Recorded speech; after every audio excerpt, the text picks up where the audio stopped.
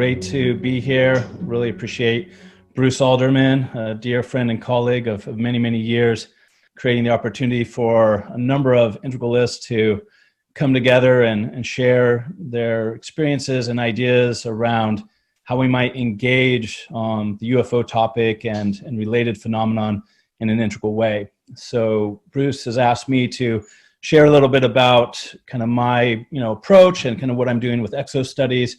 So I'll just dive into that and we'll see how long it takes. But I imagine it's going to be a good half hour here for me to get through some of the key things that I'm wanting to share. Let me start by just saying a little bit about how I kind of made the move from focusing on integral theory as a primary area to then diving into what I call Exo-Studies.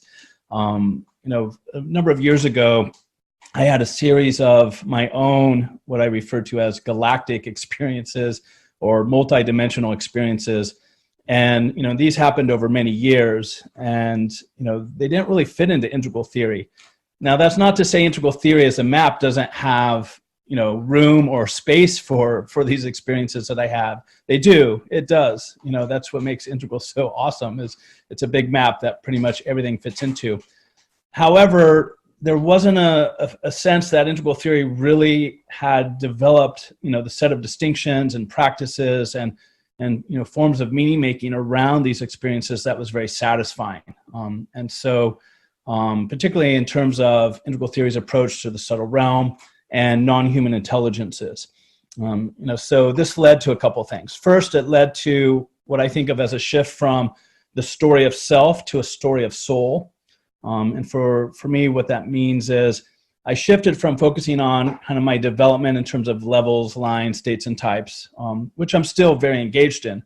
But I shifted from that being a primary orientation to a focus more on my soul and the qualities of my soul and kind of looking at these longer time horizons and kind of what is it that I'm really wanting to cultivate in this lifetime in preparation for the next round, the next cycle, if you will.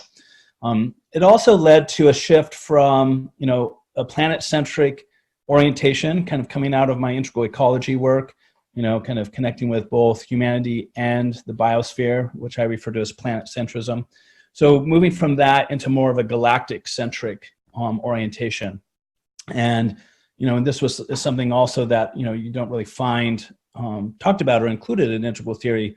We go from kind of world-centric, or planet-centric to cosmocentric with a K, but that means something different than kind of cosmocentric with a C.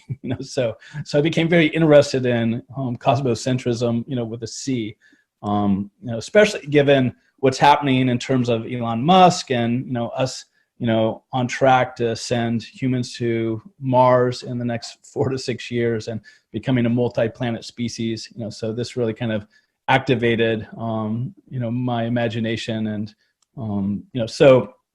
so as these shifts occurred, I began to look at, the amount of evidence kind of related to my experiences and the field of UFOs and extraterrestrials and other paranormal phenomenon. And I was just, to be honest, just totally overwhelmed at how much evidence there is. Like, it was a bit shocking to me that there's such great evidence and from a lot of different domains pointing to these realities, especially when you take a broad empirical, approach as one would within an integral context. And then I was also, really became aware of the cultural shadow around this and what a taboo topic it is, and how people just don't want to go there. So I found this very interesting, that the amount of evidence is kind of equally met with the amount of shadow. So I wanted to use integral theory to develop what I think of as a post-positivist science, an integral science that could better account for these types of experiences, the UFOs, the paranormal, cryptoids, and so forth. And then somewhere along this process, Stuart Davis got wind that I was dabbling in some of this, and he reached out to me, and about a year ago, we began having a series of conversations. He shared with me his mantis experience. I shared with him my experiences, and so we were like two integral friends, because we go way back to the early Integral Institute days.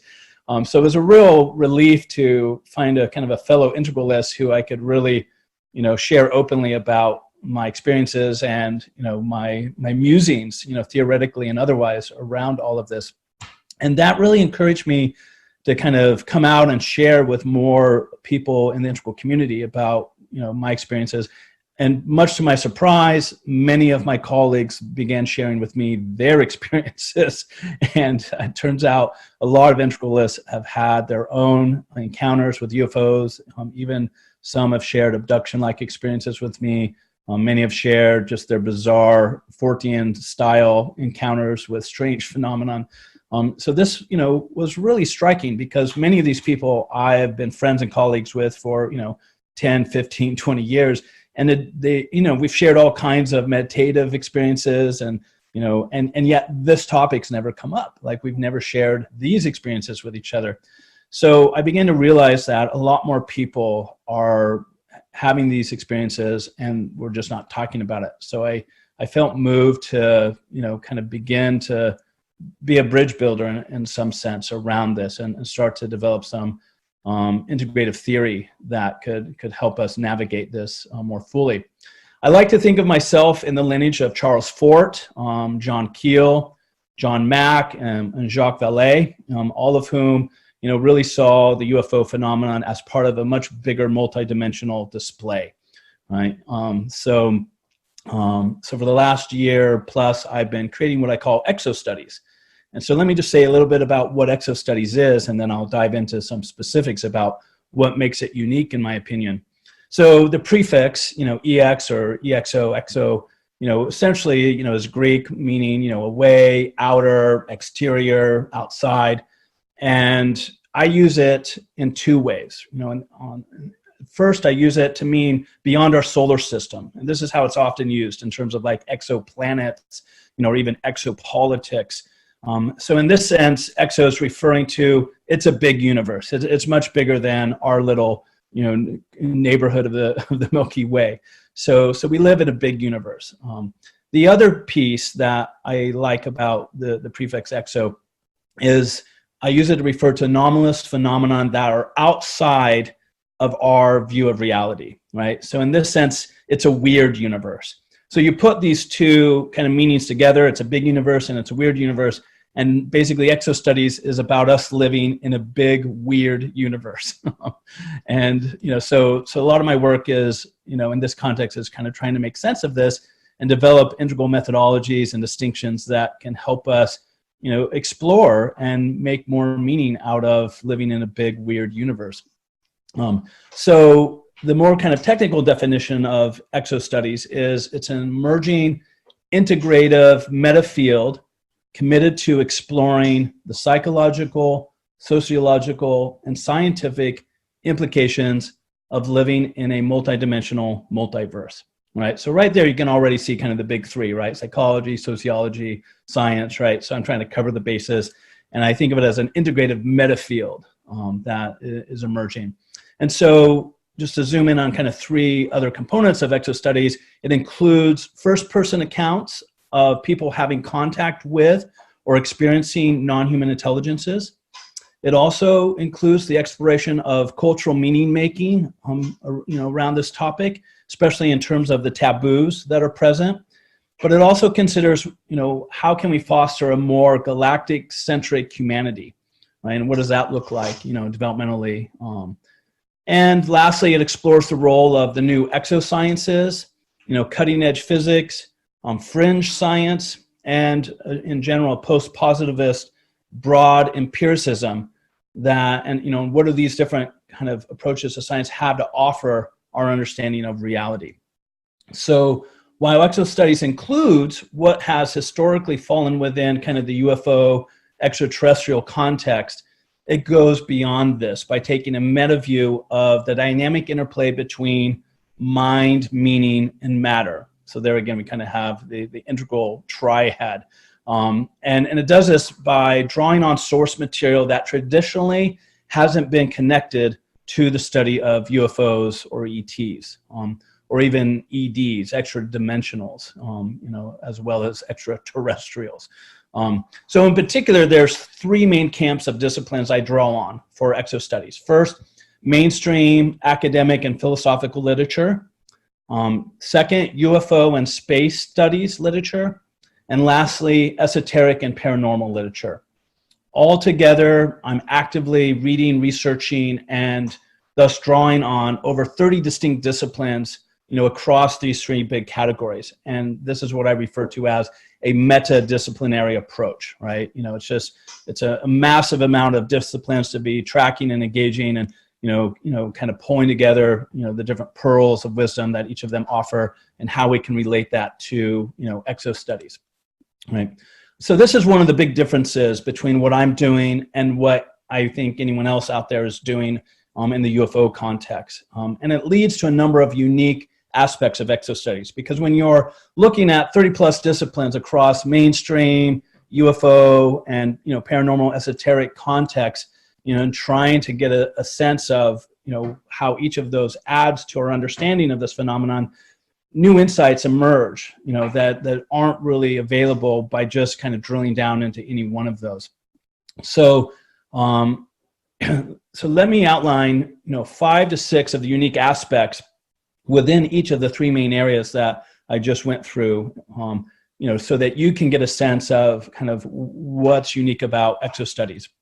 And so the 3 areas are the cultivation of multidimensional awareness, the development of galactic diplomacy that recognizes a larger humanity, and the establishment of an integral science that can do the phenomenon justice. So within each of these 3 areas, I'm going to talk about over the next few minutes kind of 5 or 6 unique aspects of each of those. So starting with multidimensional awareness, I like to kind of highlight this to begin with. Our 5 physical senses give us access to only part of reality. There are dozens of additional senses that can be cultivated in order to perceive extraordinary realities, right? So this highlights kind of the core aspect of this part of exo-studies, which is, essentially the yoga of subtle senses and contact modalities. So developing multiple new senses in order to have the eyes to see, right? And so you can look at Kurt Leland's work where he, outlines 20 distinct subtle senses. You can look at Rudolf Steiner's work where he presents 12 different senses. You can look at the Yoga Sutras and, their 20 plus cities, right? And so forth and so on. So there's a lot of literature out there about these different subtle senses and how you can develop them. And, many people have some of them already developed. And so we look at the yoga of the subtle senses and then the contact modalities that are connected to them, right? So whether it's out-of-body experiences or near-death experiences or sacred medicine or lucid dreaming, any of the different main contact modalities that put us in relationship to non-human intelligences within other realms, okay? So the next piece that we're doing in exo-studies is around the rehabilitation of imagination as a form of gnosis. Now, generally, when we think of the imagination, we think of something that's false, made up, but when you look at the esoteric literature, they've really developed a theory of imagination and a practice of imagination that's quite different than that, where the imagination is actually a transpersonal faculty that's used to create, deep knowledge and understanding of other realities. So this is a big piece that I think is important that we're working with in exo-studies. And then this leads to what I call the ontology of the imaginal. So drawing on Henry Corbin's work, but also Jeff Kripal's work. Kripal makes a distinction between empirical imaginal and symbolic imaginal, which he correlates with Charles Fortz's wild talents and wild vision, right? So these are interesting kinds of distinctions that help us start to understand some of the differences within an ontological frame, related to the imaginal realm. And Corbin is very clear that the imaginal realm is as real as kind of our physical reality. And many people report that it actually, they experience it as being more real than this reality, hyper real and so forth. So we really look at all of that and kind of develop a much stronger ontology of the imaginal. This then leads to, exploring the ontological status of non-human intelligences and various subtle beings. And I generally use a framework of 3 main types of non-human intelligences, though you can expand this as you need to. There's the Fae, which refer to the various nature intelligences connected to the natural world, elementals, devas, elves, fairies, and a whole host of beings that are described by different cultures and traditions that are connected, very much to kind of planet Earth and natural processes. Then you have the Galactics, which is essentially the ETs and the extra dimensionals. And then you have the celestial, which are kind of light beings and have a higher frequency and, from different densities, to use some language that you may or may not be familiar with. And here we can draw on, for instance, Bruno Latour's modes of inquiry and his ontological pluralism that includes various beings. Just to name a couple, he talks about religious beings, which are essentially angels, and beings of metamorphosis, which are the various invisible beings that many indigenous cultures include in their cosmology. So there are a lot of interesting things in terms of contemporary philosophy that you can draw on to engage and explore a lot of this. So this then brings us to the fourth area that's unique in this area of exo-studies, and that is integral enactment. And this is something I've been developing through all of my writings for many years in an integral context, the who times the how times the what. But what that looks like in this context is pretty cool and quite different. So the who is our subtle bodies. We have 7 to 12, depending on what tradition you are referencing, and our subtle senses. And we have, access to cultivating between 20 and 60 different subtle senses. So you take the subtle bodies and their associated subtle senses, that's the who. And then you have the how, which is the methodologies, and that's the modalities. And there's 6 to 20 identified modalities that are, ways of contacting these realms and these non-human intelligences. And I gave a few examples of those a moment ago. And then there's the what, right? So in terms of domains, you have 7 to 9 densities, which is kind of like the vertical dimension. And then within those densities, you have different zones, 10 to 100 plus, dimensions, or realms within the densities, So it's a pretty wild and woolly, world out there in the astral planes and beyond, And then you have, thousands of entities, different types of non-human intelligences that, may or may not fall within the simple typology that I just introduced. So here's the who times the how times the what, right? And then how these phenomena are enacted, right? The last area that is unique with exo-studies is, kind of developing a more integral theory of the soul, right? Drawing on the out-of-body experience, near-death experience literature, the life between life literature, and I know others in the integral space, have included the soul as part of their work, and I applaud that.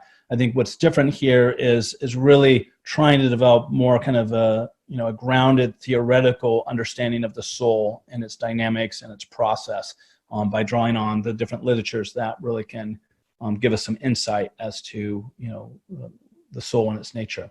So to sum up kind of these 5 areas that are unique to kind of the multidimensional aspect of exo-studies is basically I'm taking a very strong ontological position, especially in relationship to the subtle. And I'm not taking refuge in the safety of Kantian epistemologies, right? What I find over and over again is everyone's really hesitant to make strong ontological claims about these phenomenon.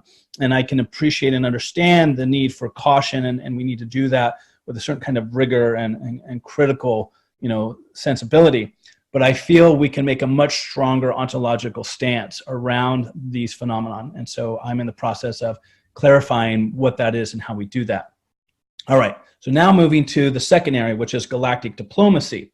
And here, one of the phrases I like to say a lot is, this is the most discredited, credible topic on the planet, right? The whole area of UFOs and the paranormal and so forth. And, the amount of evidence, as I mentioned, is just staggering. But, we need to be able to sift through that evidence and, kind of verify it and so forth. So there's that process, but the evidence is pretty amazing when you really get into it. So there's 5 areas within this galactic diplomacy context that I think are unique to exo-studies. The first is a deep exploration and dismantling of the multiple layers of the cultural taboo around UFOs and extraterrestrials. and really trying to understand why there's such a taboo. And essentially the short version is because the stakes are super high, right? You know, whether you're talking about the economic shifts, the existential shifts, political, scientific, academic, psychological, cultural, religious, sociological, you know, the implications across all of those categories is enormous, right? And so the shadow is so big that it actually then becomes evidence for the phenomenon in my mind, right? You know, because when you have that much shadow around something, then, you know, we know in terms of our own individual growth and development that when there's a lot of shadow, you actually need to go to the shadow because there's a lot of truth in it. You know, so I see a similar thing playing out in terms at a cultural level around this topic. Another area is engagement with the alien other, right? So one of the things that, you know, even considering, you know, other intelligent species and beings out there is that, you know, it very quickly brings us into contact with our own anthropocentric and xenophobic tendencies, you know, and even, you know, gender and race dynamics.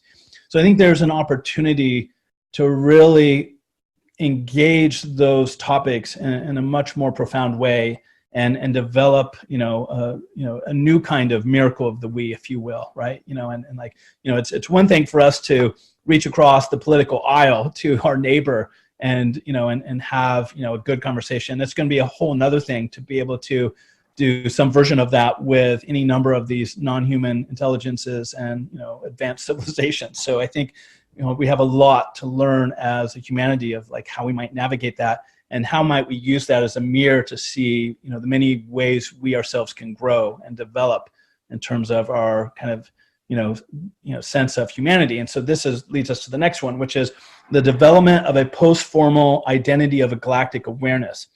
Right. So really, you know, kind of taking Wilber's model of, you know, egocentric, ethnocentric, sociocentric, world-centric, planet-centric, and then really developing like what does a galactic-centric orientation look like, and how might that be one of the emerging new levels of, you know, ego development and self-identity, and how might we really flesh that out and understand that, right?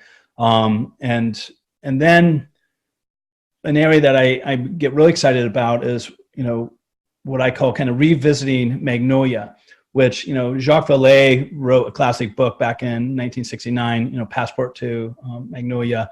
And one of the core things he presents there is the idea that all the tales of fairy encounters and abductions, you know, from, you know, Ireland and medieval Europe are essentially, you know, encounters with aliens that are just being coded into cultural motifs. Okay, so I think there's a lot of interesting points of contact in that analysis. But my experience is that that analysis is very misguided, and that when you have an expanded cartography of non-human intelligences, you realize that, you know, fairy beings are quite distinct from, you know, alien beings and extraterrestrials. And though it's very likely that some encounters with ETs were, you know, interpreted as encounters with fairies and possibly vice versa, that the mistake that Vallée and others make in this analysis is essentially comparing cultural second-person data with first-person, you know, abduction data, and then drawing conclusions based on that. Like, I think if we have a more integral view of the data and are not comparing apples and oranges, we get a much different sense of the points of contact between those two phenomenon. And so this is just kind of one example of what I think is possible in kind of an exo-studies context. The last area that I think is unique in the galactic diplomacy context is the promotion of what I call speculative nonfiction, films and books, right? So these are, you know, kind of media that portray a more accurate view of galactic beings and the realities associated with them, right? And getting away from some of the kind of more traditional kind of Hollywood, you know, space invaders type of scenarios, and creating films and books that have a much more nuanced and much more kind of interesting kind of story to tell. And we're seeing more and more of this kind of emerging, you know, especially with some independent initiatives. And I know Stuart Davis is working on, you know, several films and kind of within this genre, if you will. So in summary, kind of these 5 areas related to galactic diplomacy are really about analyzing the cultural taboo and fostering galactic awareness of a greater humanity. So then this brings us to the third area of the post-positivist or integral science. And here I often like to say that reality is stranger than science fiction, right? Now, there's a famous quote that reality is stranger than fiction, but I think it's even stranger than that. I think it's stranger than science fiction. I think the weird is just really weird, and we have to expand our frames to include and account for the weird. So there's, again, 5 areas that I think are unique with the Exo-Studies approach to this integral science.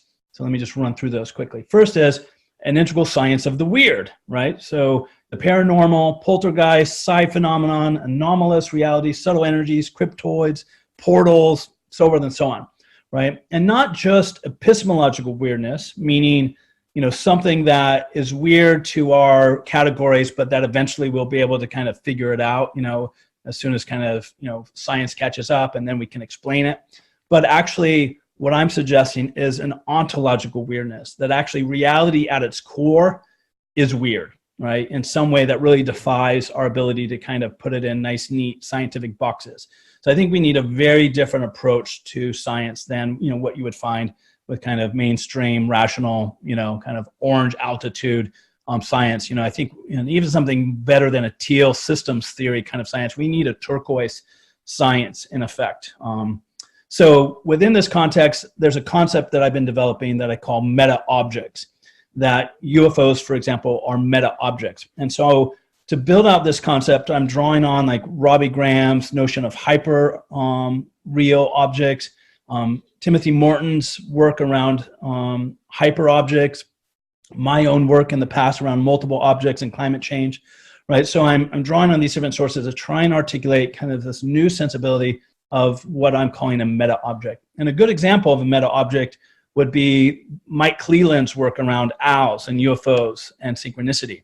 And, for anyone who's read his book or listened to some of his podcasts, one of the things that's so fascinating about Mike's research is that you really come to realize that owls are not always owls, that owls are any number of things, sometimes even simultaneously, they're multiple things, sometimes they're UFOs, sometimes they're screen memories, sometimes they're actual ETs, sometimes they're just archetypal energies, sometimes they're biological owls, sometimes they're not biological owls, sometimes they're biological owls that are being used like drones by different intelligences to survey the landscape and the situation, right? And, and it goes on that, so you really, exploring Mike's work, you come to realize that, an owl possibly is not always an owl. And so this gets into this idea of a meta object. And, one of the core concepts that I'm developing around meta object is this idea of doubleness.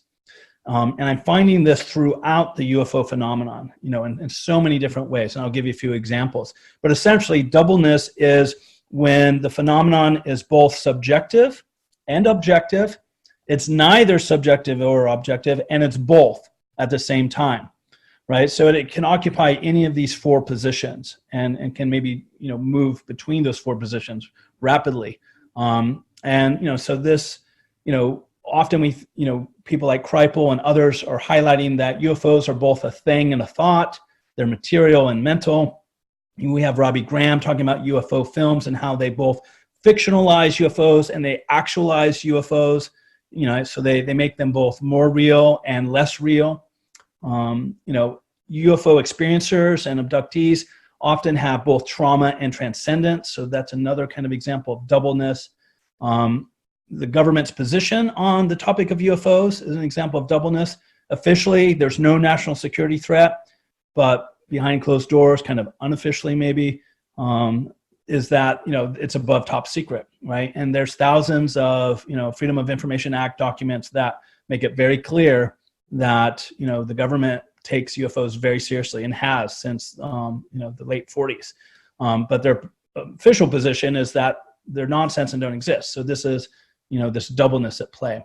There's also the fact that UFO craft are, many of them are our own, and many of them are, quote, theirs, whoever they are, right? So again, this doubleness. Richard Dolan often likes to say that disclosure, so like the revelation of the UFO phenomenon and ET contact is simultaneously impossible and inevitable, right? And he goes into why he thinks that's the case, but here again, you have this doubleness. He also says UFOs are everywhere and nowhere, right? And then you have the disinformation campaigns from the media and the government. And here again, you have truth and lies mixed together, and you can't really tell one from the other, right? So, and then Cleland and Kripal both talk about how the weirder and more tangled and bizarre the story is, the more real and more truthful it is, right? So again, this is counterintuitive because we would think the weirder it is, the more made up and fanciful and inaccurate it is. But their position, and I think appropriately so, is that the weirder it is, the truer it is. And so I think we really have to consider that. And then there's the whole issue, are we alone? This question, this big question. Either answer, yes or no, is pretty existentially terrifying, and it's the doubleness of the phenomenon. And the examples I just gave to give you a sense of what I mean by that, it's the doubleness of the phenomenon where we can't really answer it one way or the other, right? And that's part of what makes the topic so taboo, is this doubleness, that it is subjective, it is objective, it's neither, and somehow it's both, right? And so this is why we need a different science, because it's a different kind of object. This, it's a meta object. The UFO is a meta object, and this is very similar to Charles Fort's concept of ontological intermediatism, which for him is, he says, nothing is real, but at the same time, nothing is unreal, and all phenomena exist along the spectrum of real and not real. Right? And so they're kind of these approximations in one way or another between realness and unrealness. Derrida also has this great concept, undecidable, right? That something's undecidable, it cannot conform or confirm to either side of a dualism. It can be both fact and fiction, present and absent, subjective and objective, right? So it's this bleeding of boundaries. And this is what the UFO phenomenon is so good at. It challenges our categories. It bleeds across our boundaries. It forces us to reconsider our scientific method, our ontologies, our epistemologies, our methods, right? And some, like Vallée and others, kind of suggest this is the core kind of purpose behind the phenomenon, is to kind of upturn and kind of drive the evolution of consciousness. So it's very interesting that many people see the bizarre weirdness of the UFO phenomenon as actually a catalyst for the evolution of consciousness. And I think there's a lot to that. In fact, I think it might even be one of the best catalysts towards integral societies and integral awareness. And so the other piece here is drawing on the new realisms that have been emerging in the last decade, right? So there's participatory realism, open realism, both of those dealing with kind of quantum theory. There's speculative realism and the weird realisms of, Harman and others. There's Karen Berard's work around agential realism, which I'm really fond of.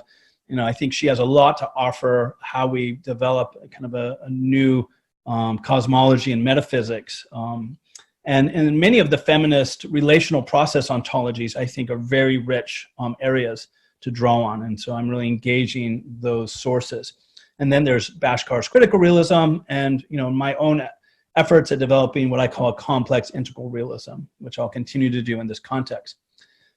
Another area that's unique in this kind of integral science context is the paradoxical methods, right? So I'm trying to identify and pioneer a number of new methodologies that are, up to the task of kind of this turquoise science. So I'm really drawn to Jack Hunter's work around ontological flooding, which he contrasts and pairs with phenomenological bracketing. So phenomenological bracketing is basically saying to yourself, I'm not going to make any claims about the ontological status of the phenomenon. I'm just going to be a really good observer of the experience of the phenomenon and try to get to the essence of the experience without making any claims about its actual status and reality.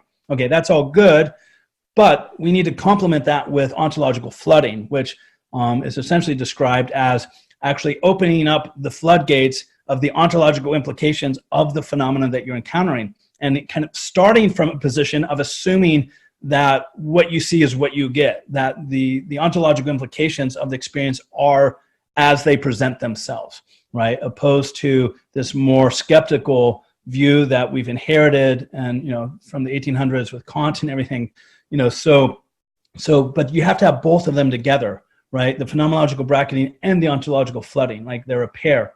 Similarly, Kripal in his book Supernatural talks about, what I would label this double comparison, a reductive comparison and religious comparison, which are basically kind of looking at the past through present categories or looking at the present phenomena through past categories. And he gives examples of how it can be problematic to rely on just one or the other, and really suggests you need to use both together, right? So, so these are these kind of paradoxical methods, right, that kind of go in both directions. And so I'm looking at how do we develop new meta forms of verification? Because one of the fascinating things about the UFO phenomenon is that arguably there's really no single smoking gun, but when you take in all the evidence together, it's overwhelming. So how do we develop new kind of meta verifications that work with the meta patterns that come out of the data? And then also, we have, Karen Broad's notion of interaction, which is the mutual constitution of entangled agencies, and her notion of agental cuts, right? And so the idea here is that there's a cutting together and apart, right? So again, a paradox, cutting together and apart simultaneously within a phenomenon, and that distinctions are temporary, such as subject or object. That would be a temporary distinction. It has ontological status, but then it dissolves back into the entanglement, right? So this is an example of kind of the feminist relational process ontologies that I think can really help us, in exploring some of this phenomenon. And then lastly, there are these 30 claims that Tom Curran, colleague of mine, he and I have been working on these claims that are going to be part of a website we're launching in the coming months. And they cut across, the categories of hard science, direct experience, and institutional dynamics. And any one of these claims is a game changer. And we feel there's good evidence for all 30 of them. But again, you only need one of them to really kind of upend everything, right? And in a sense, obviously we're within a paradigm that doesn't make room for these claims. But I think we're approaching a point where these claims are gaining momentum, and it's going to be harder and harder to exclude them from consensus reality. So to summarize these aspects of kind of the integral science piece, really looking at a whole new integrative meta-science with a unique approach to objects and realism with paradoxical methods, okay? So in summary, let me outline the mutual benefits between exo-studies and integral theory. So what does integral bring to exo-studies or UFOs? So here's an initial list of some things that I think integral theory brings to the table. One, there's the 4 quadrants, and you can use the 4 quadrants to understand actually the 4 main theories of UFOs. The nuts and bolts folks in the upper right, the Earth energy theories in the lower right, the consciousness and or multidimensional theories in the upper left, and then the psychosocial theories in the lower left, right? Like, it's amazing how, once again, the quadrants are the go-to frame for seeing kind of the, wars between different theories. I've explored it in, ecology and psychology, and so it shouldn't have been a surprise to me to then find that same pattern in UFO studies. Also, integral brings an integrative approach to mind, matter, and meaning, and the relationship between those. It has an understanding of consciousness, the paranormal, and subtle. It makes room for that.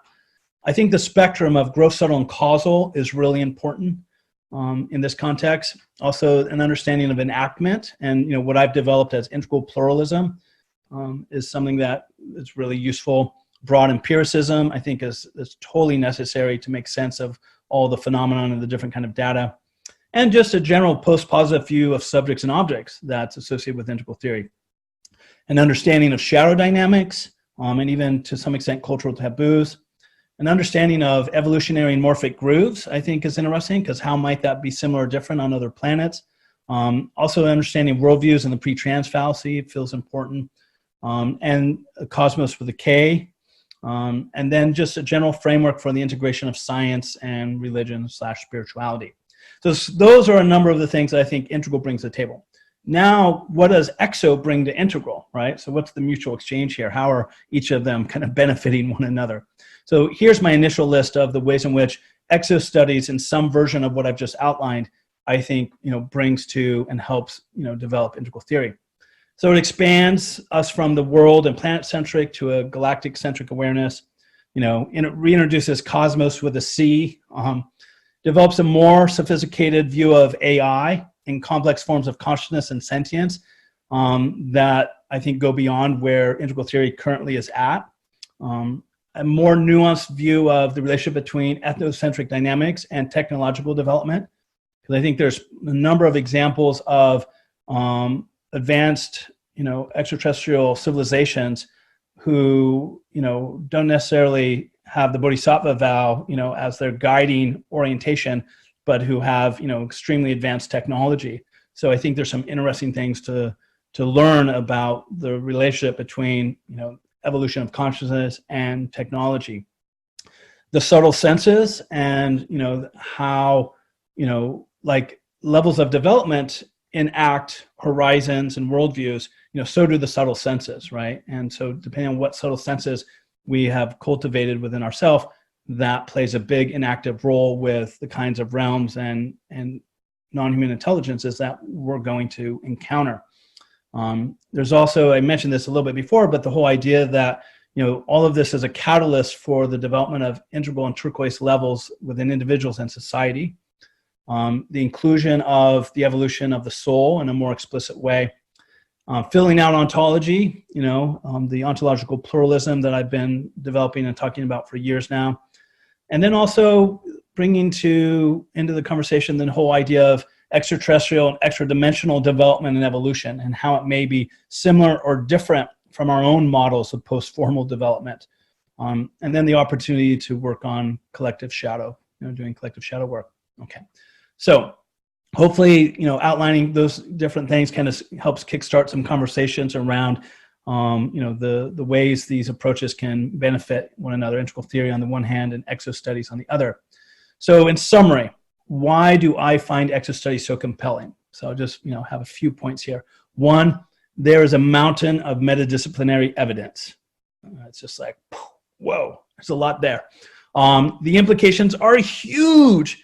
It's likely the biggest historical moment we can imagine. We thought Galileo looking through the telescope, was a big deal. Like that's nothing compared to what we're talking about here. The silence is deafening. The taboo is extensive, so that's just fascinating to me. It's like, I want to understand that more. The zeitgeist, science and society is ripe for galactic awareness. We're becoming a multi-planet species. We're on the cusp of, a whole new kind of order of self-understanding. And I think this is all going to play a part in that. The topic needs an integrative meta view. There's a lot of craziness mixed in, as you well know, so we need an integrative meta view to kind of sort through all of that. The topic is rich in core philosophical issues. My PhD is essentially in philosophy of science. So for me, this is just like a big sandbox to really grapple with the biggest philosophical questions, that Western civ and Western philosophy, and Eastern philosophy have grappled with. And lastly, the topic is much stranger than science fiction. And, so I just, we're living in a big, weird universe, and I want to understand that better. So thank you very much. I'm looking forward to, what comes out of this engagement with Bruce and the others who are involved. And you can always learn more about what I'm doing in this context by coming to my website, www.exostudies.org. And we'll see you in some form.